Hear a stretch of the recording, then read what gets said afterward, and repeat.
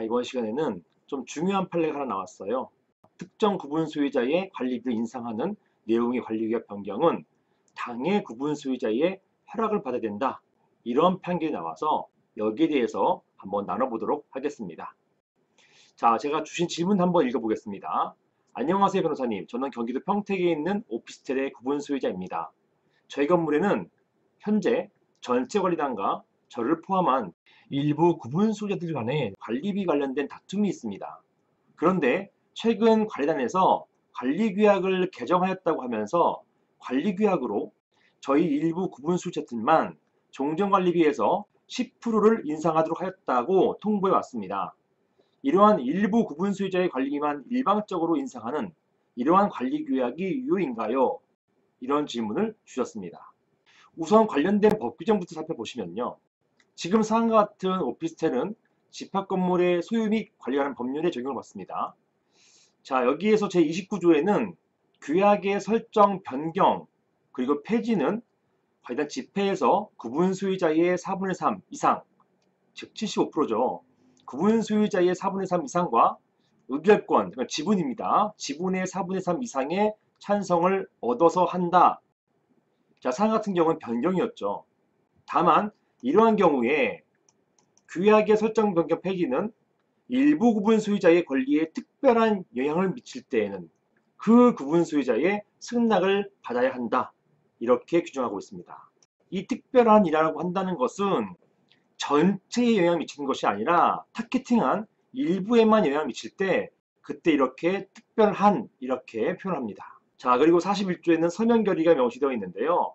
이렇게 법 또한 규약에 따라서 관련 집회에서 결의할 것을 정한 사안에 대해서 구분 소유자 5분의 4 이상 그리고 의결권의 5분의 4 이상이 서면으로 합의하면 이것은 곧 관련 집회에서 결의한 것을 본다. 이렇게 41조가 규정해 놓고 있습니다.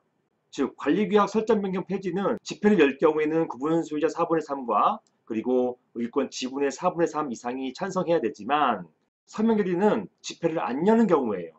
집회를 열지 않을 경우에는 80% 구분 소유자의 5분의 4 이상, 즉 80%와 의결권 지분의 80% 이상 결의가 있으면 또는 동의가 있으면 그 경우에는 관련 집회에서의 결의가 있는 것처럼 본다. 이렇게 되는 것입니다.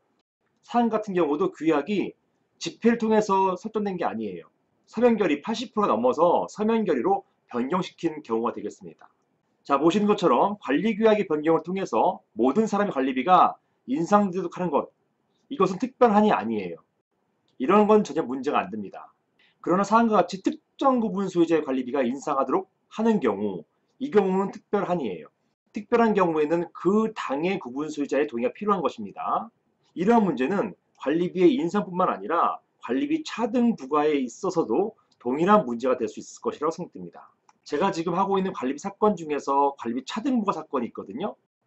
이러한 차등 부과가 일부 구분 소유자에게 집중되는 경우, 이 경우는 특별한이 되는 것이고요. 이 특별한 변경일 경우에는 당해 구분 소유자의 동의가 필요한 거예요. 이런 당해 구분 소유자의 동의가 없을 경우에는 결론적으로 무효가 될 것입니다.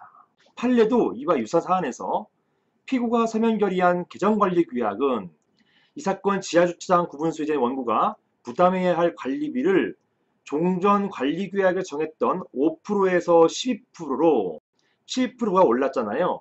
이렇게 대폭 상향 조정하는 내용을 담고 있음은 앞서 본 바와 같다. 이와 같은 규약의 변경은 구분 소유자인 원고, 즉 여기에서는 지하주차장 구분 소유자이죠.